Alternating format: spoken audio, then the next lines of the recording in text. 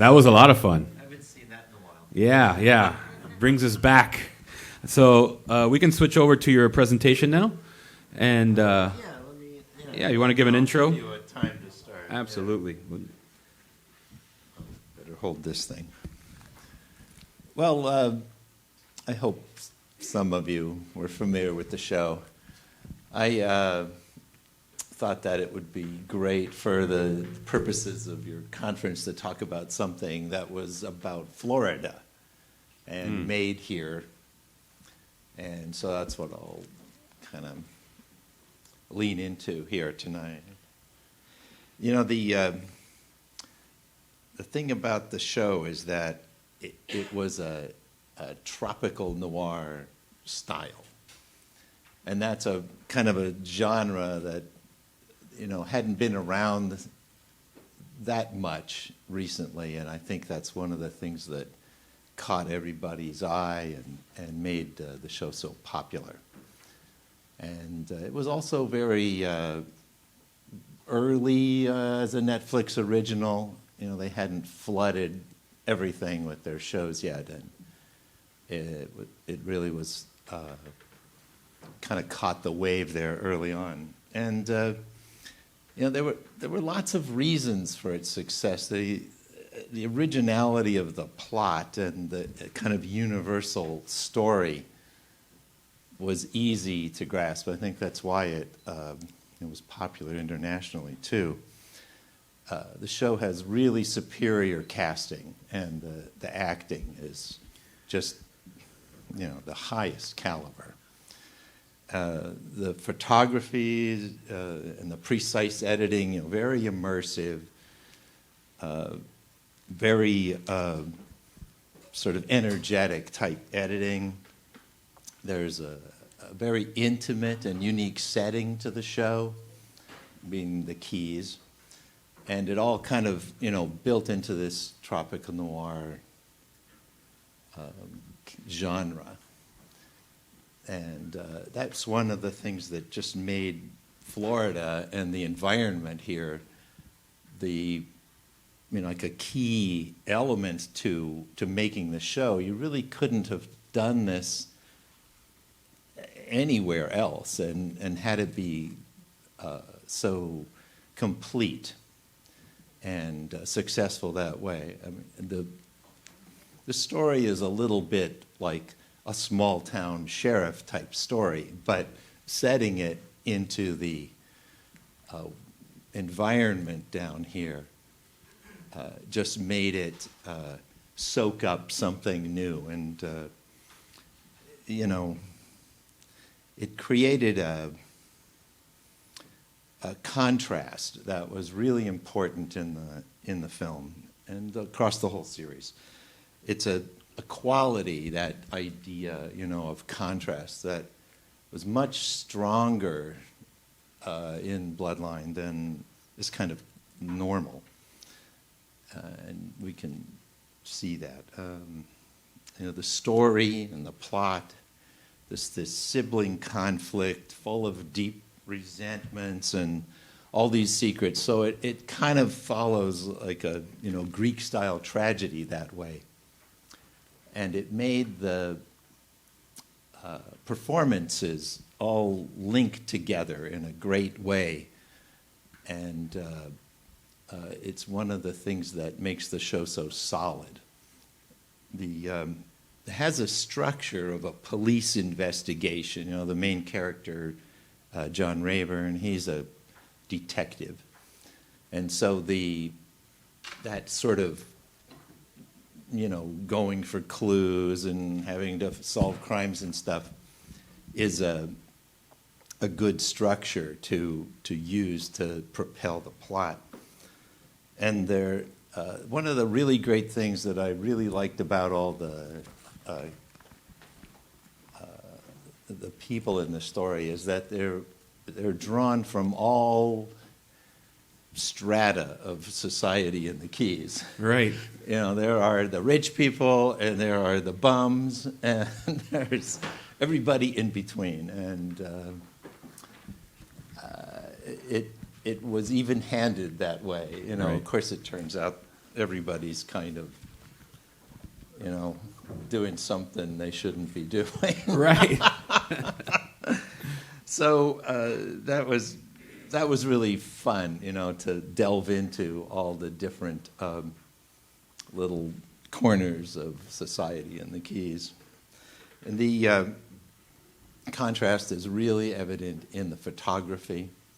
There's all these like brilliant daylight that you get down there, and you can't get that sunlight anywhere else. If you tried to shoot this in Georgia or something, it just would never have that kind of brilliance. And then, the nights there was a lot of night shooting, and the deep black that comes from being where there's not all this ambient light, it really is relevant in the show, and so it shows in the photography. And we did a lot of really great aerial shots that showed the incredible water that's down through the Keys. And that's another element that just doesn't exist outside of, the Virgin Islands or something. So the other sort of technique in the photography, there's a lot of off-angle stuff and sort of shallow focus lensing and stuff like that gave it a little bit of a style. The cinematographer Jaime Reynoso, he's a great student of cinematography and film history, raised in that Mexican school. Right. Yeah, so they know all that stuff, those guys. He brings a lot of tension into the style of the stuff. We used a lot of... feels like the camera is sort of observing all the time. It's sort of behind something or looking around the corner, and that kind of technique. The show is not just a showcase about the Keys either. There's to make something successful like that, we have a very sort of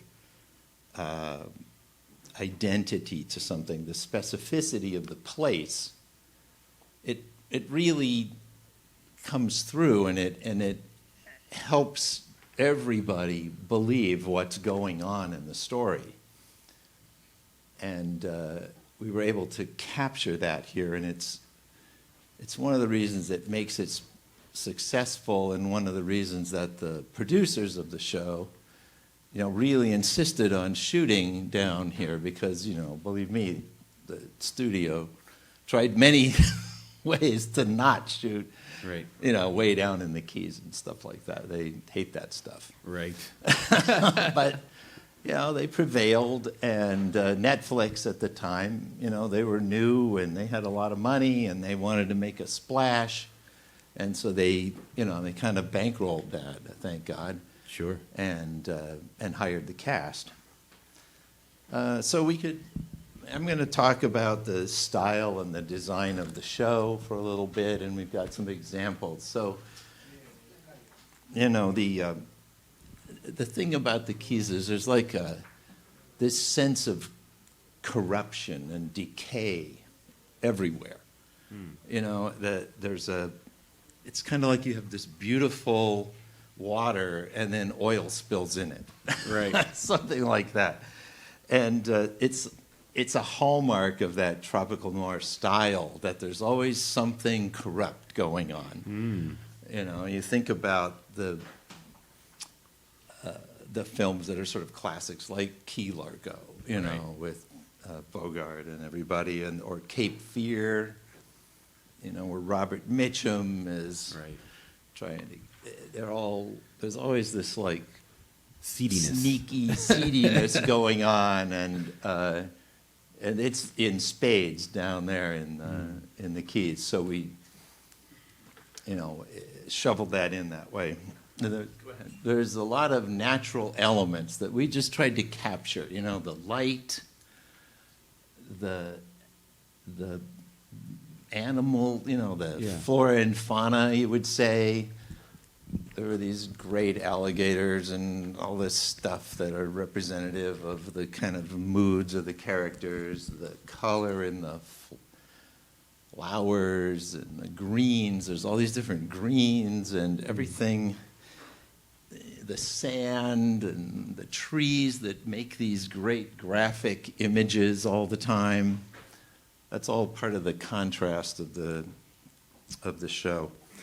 And it's kind of like exotic and sexy that way.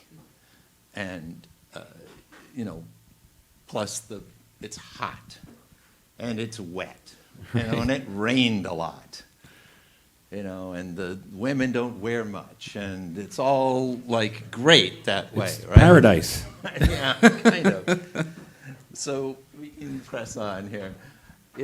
The show has a kind of a high end to it, and that's represented by the Rayburn family, Sally Rayburn's Inn. And this place is a fantastic location we shot at. And, Sally is played by Sissy Spacek. Her husband was Sam Shepard. Right. Like, serious actors. And you can see that there's a location on the sort of left side there, and then this little kitchen in the corner here. That's the set we built to be the kitchen of the house, and that was on a stage that we had in Homestead. So can you talk a little about your process with that, like how you actually, what is the design process for something like that in terms of your communication with the director and what you're actually doing within the frame to make it look like that? Yeah, well, you have to kind of figure out what it is you're going to need to shoot the show with, right? And the scenes that are, how you're going to use the space, and the in that particular story, this kitchen is like the center of the home, and you just needed to make a set of it. Right. That's right. all there is. Make it to look that. like a home. Right. Yeah, Lived in. And at the location, it wouldn't have been a good choice. So, right. We just had to make that. But it's like a matchy thing. But it's a great looking set. Yeah. So Sally is the matriarch, patriarch of the family, and it's all these siblings involved. So go ahead. Yeah. And then the brother John is like the guy who's the good guy in theory. Right, in theory. But Kyle Chandler plays him, and interesting casting against type in a way. Mm. And so he plays the police guy, and he's got the power, but he's always trying to manage everything. And you can tell we did this like police station. And this is his house down here. That was a location in Isla Morada, and we built a set for the inside. And up there on the top corner is the sort of scene of the crime, you might say. Right. Comes later. Go ahead. Meg is his sister, played by Linda Cardellini, who's just a hot mess in the show. Right. And she has an interesting story arc. She ends up kind of running away from the Keys when things get things go south after the brothers have their conflict. So we ended up, one of the things about the show that was kind of a complication is we had to shoot all over the place, not just in Florida.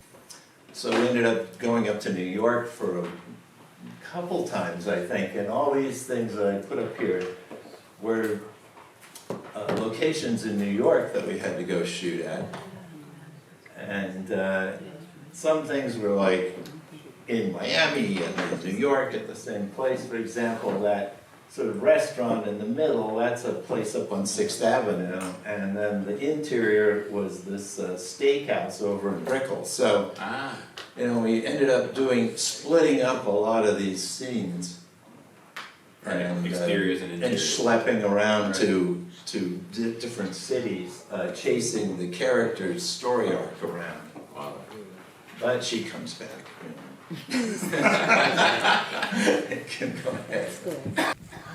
And then there's the kind of ones that are on the edge and kind of driving the trashy end of the story. You know, Norbert Leo Butz plays the brother Kevin, and he's got this life that seems good, but it's basically this like rundown marina that he's trying to keep alive. Right. And he's the one that makes many, many bad decisions. And his brother Danny, played by Ben Mendelsohn, is the dark force throughout the show. And Chloe Savini, thank God, came and played like a childhood friend. And Jamie McShane plays her brother. So he's always stirring up the trouble and getting Danny into all kinds of bad spots that Danny takes advantage of. So their whole world, this was like the kind of low-life end of the Keys. And these guys hung out in bars and weird places, and Danny sort of was mysterious and lived in his memories a lot. The story revolves around incidents that occurred when they were teenagers, like a sort of an injury that just could never heal, never heal, never heal. And it builds into this terrible resentment Right. in the family. So go ahead. Yeah, so this conflict between Danny and John is what propels the plot of the story. And we had to create these environments for all this stuff to happen. There's a kind of one of those weird little cabin motels that are down in the Keys there, where this sort of crime occurs. And we ended up building a set of that place to go with that location. And there's a lot of going back and forth and chasing the clues there. So it's a confluence of the cop stuff and then the plot to bring down the family. Right. And then go ahead. We've got in the John. second season, then Ozzy and Eve showed up, who were pals of Danny. So John Leguizamo showed up and Andrea Riseborough. And they're there to kind of help the scam. Right. And get some, try to get some money off of Sally to keep quiet about all the things they know. So it's that kind of a story. Right. So we had a lot with John. He was fantastic. We built these little, like, motel room cabin things. That's the exterior there, that blue little house. And we just build these things on stage so they could do their... I had some intimate scenes and things, so it was Sure. better, Yeah. to do that. Then, you can go ahead. So we did a lot of sets. In the third season, it turned out that we had to go to Los Angeles for a lot of reasons. But one of them turned into having to shoot scenes in LA that were supposed to be taking place in Florida. Right. So that was kind of a challenge. It was, like winter time in California. So we were there for, I don't know, a week or 10 days of shooting, something like that. And we ended up having to pack up our kitchen into trucks and send it out to Sony's lot and put it back together. Wow. And shoot there. So that's our little set on their stage, right there. And we just, took it apart. 3 big trucks went off to LA with a whole bunch of other sets. This hospital room that Kevin's in came in the truck. Wow. And this morgue was in the truck, and we built some of it there. And then we had to go around LA and find locations for other things that were supposed to be there. Right. That's what this little cafe where Linda and Chloe are. That's someplace in Long Beach that we had to pass off as, down in Key Largo or something. And you had talked before about the lighting, how unique it was in the Keys. It was hard. Yeah, to recreate that. Yeah. It was like either night or it was in a stage. Right, interiors. They lit it, Right. It was not easy for Jaime, to kind of match that stuff. We ended up building a beach in the stage at Culver City, so that he could get the light right.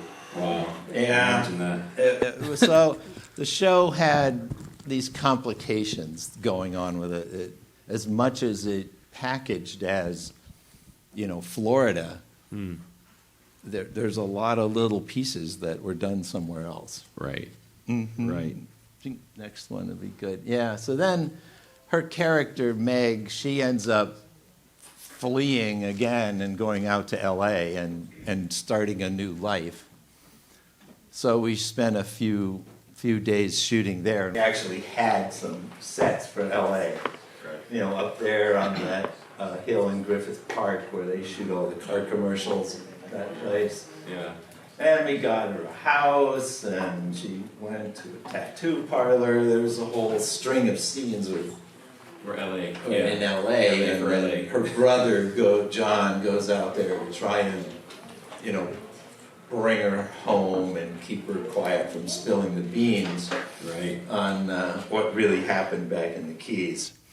So it was kind of the point of all this is that the show had some requirements to it from a production point of view that you didn't expect going in. It wasn't really known that we'd end up chasing her around. So let's go to look at something that we designed here. Go to the next one. So in the second season, we made the character Eric, Jamie. He's on the run, and he needs this hideout place. So we thought, well, we better build this and make it like a fish shack kind of setting. So the process there, just to kind of detail what it took to make it happen, and was, first we had to go get this location, which we found sort of on the ocean side of, I guess it was actually in Islamorada. Yeah, somebody had some property here that they were going to develop one day, but they hadn't yet, and so we, hired it from them. Right. And said, okay, this is where we'll build our shack. So let's go ahead. Here's my little design of the shack.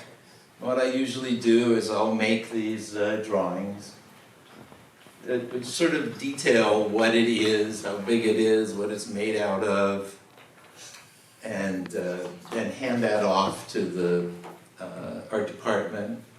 We got a draftsman who then make it into drawings that the carpenters can use, and they take this over to the people that own the property and say, this is what we want to make on your land. Right. And get the permission from the various people that, the mangrove people and the fish people, and there's a lot of regulation to deal with because it was on the waterfront. And permitting and all that stuff. All of that. It's like a headache, but it's part of what you have to do. So go ahead. And we started construction. We built these pieces in our shop in Homestead, bring them down in trucks, and start putting it together. You can see, a couple of different stages there, building the little shack. Okay, go ahead. And then here it was kind of finished and dressed in with the greens and the stuff in the yard and all of that. And they used it quite a bit in the second season. I didn't do the next one. That's the next slide is the inside. So there's some pretty good dramatic scenes in there where John is trying to track down Eric so he doesn't tell what he knows, and they're all threatening each other, and it's raining and everything. It's pretty good. Looks like a good place to threaten somebody. It was a good hideout there. Yeah. We can pass that. And that's sort of the end of my little presentation, leaving the keys. My favorite little thing about the show is their little motto, which was, "We're not bad people, but we did a bad thing." Sounds like a Florida story. Yeah. So we can have some questions. Yeah. Let's take a few questions from our audience. If you have any questions for Tim on, his career, his design process, and some of the fun locations. We have a question over here. What would you say is the hardest thing to nail in production design? Oh, well, I think understanding the drama in a story. You have to be able to read between the lines. Yeah, because it seemed a lot of what you talked about initially was just storytelling, right? Like, how do you match visually what the story is telling you? Well, production design is, a huge part of telling the story. Yeah. Right? It's your whole world.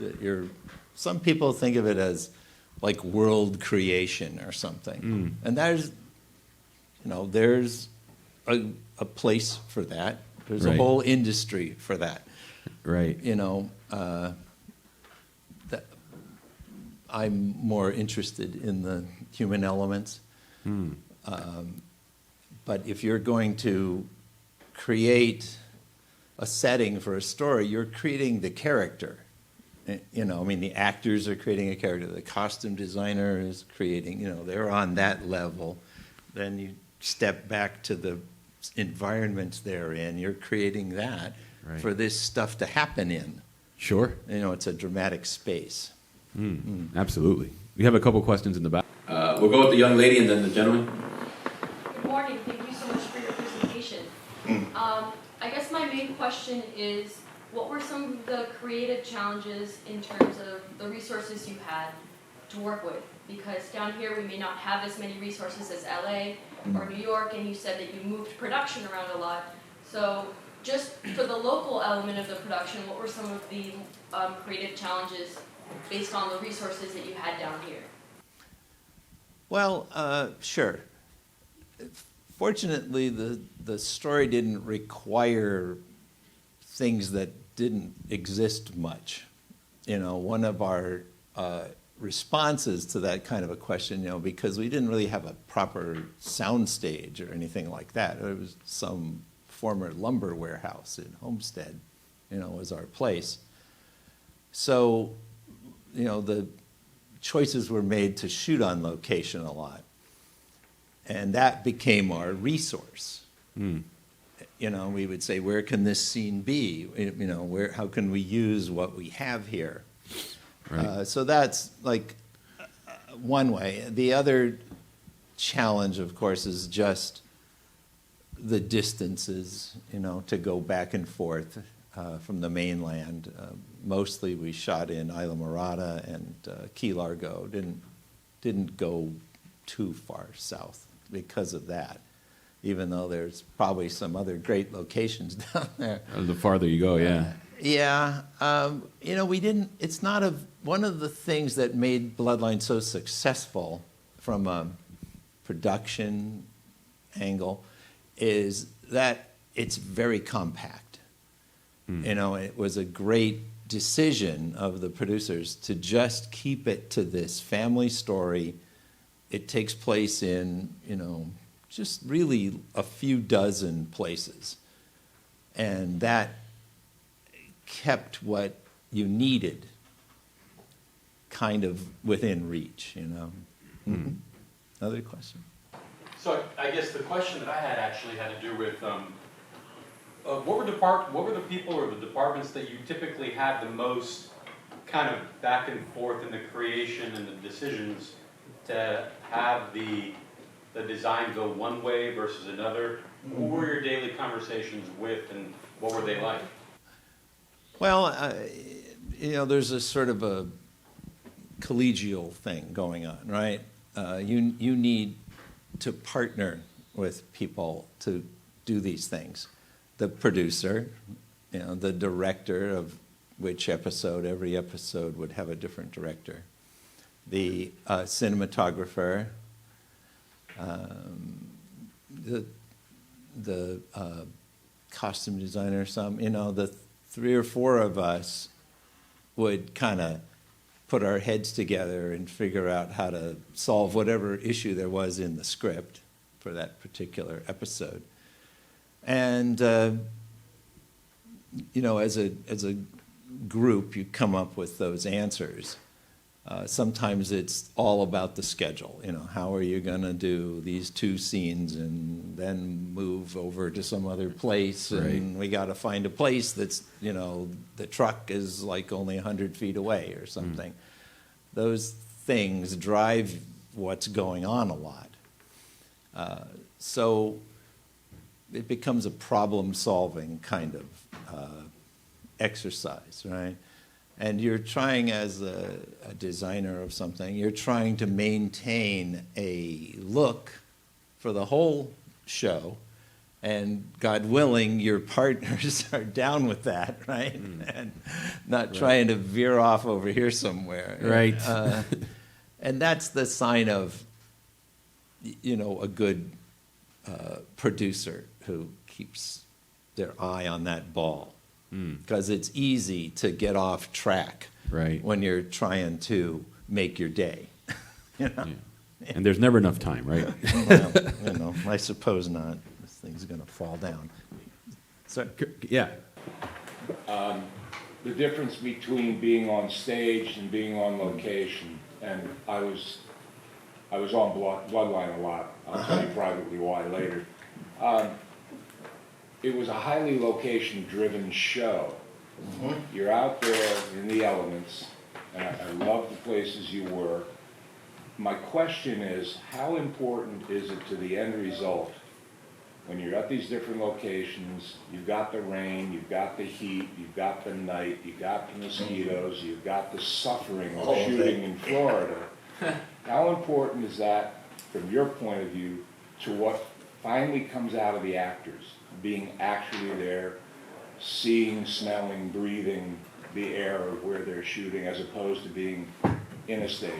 Yeah, well, I suppose that depends on the actors a lot, but to me, it's a benefit. When they feel hot, it's because it's hot, and it comes through, and the story is asking for that. If you're on the stage and you're air conditioned and everything, you have to kind of ramp it up a little bit as an actor to put yourself into that headspace. But most of the things we did on the stages were interiors anyway. So, it was just more convenient for everybody. Yeah, it's a good question. We have a question down here. When you were moving around from here to New York, LA, I'm sure you were working with different units and different types of people. What was that like, constantly changing the people that you're working with? Oh, well, yeah. You have to kind of rely on some friends from before to help you out a little bit.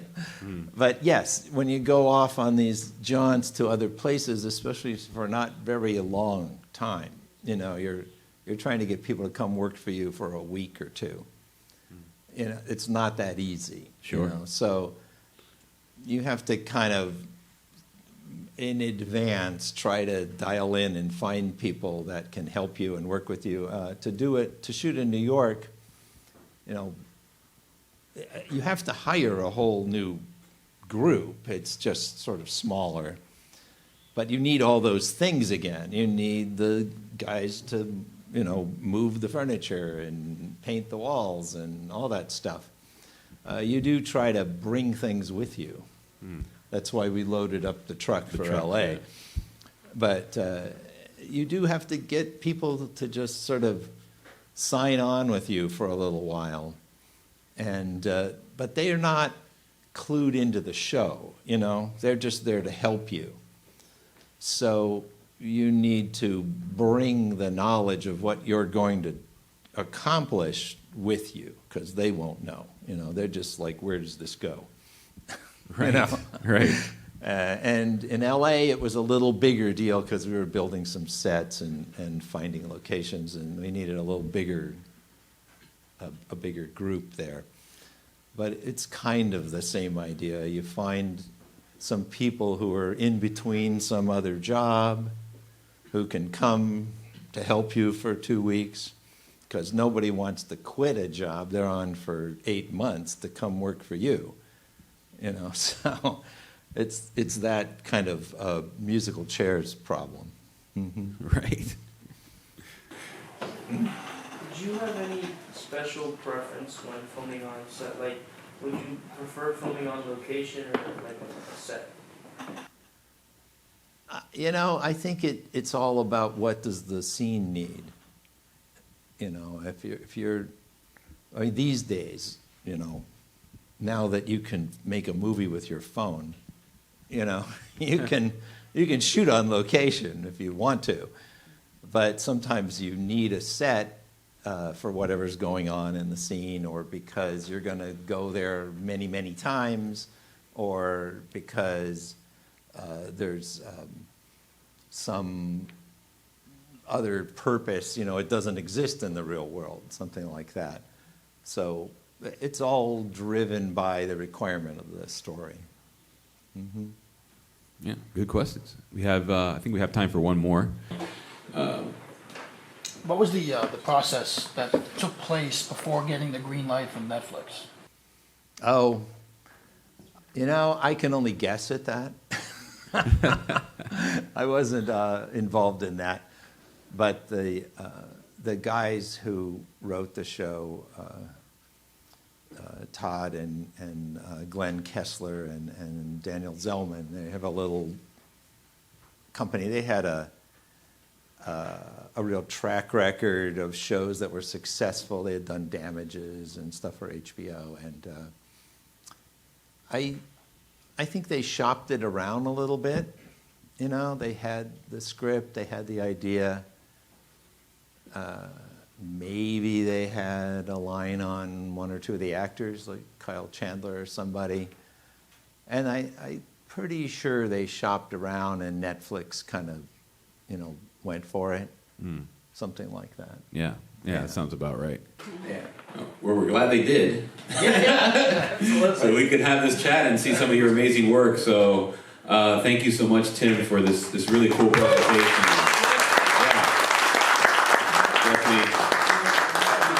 Yeah, absolutely. Thank you, Tim. This was awesome. All right. Yeah, and that's Tim Galvin, everyone.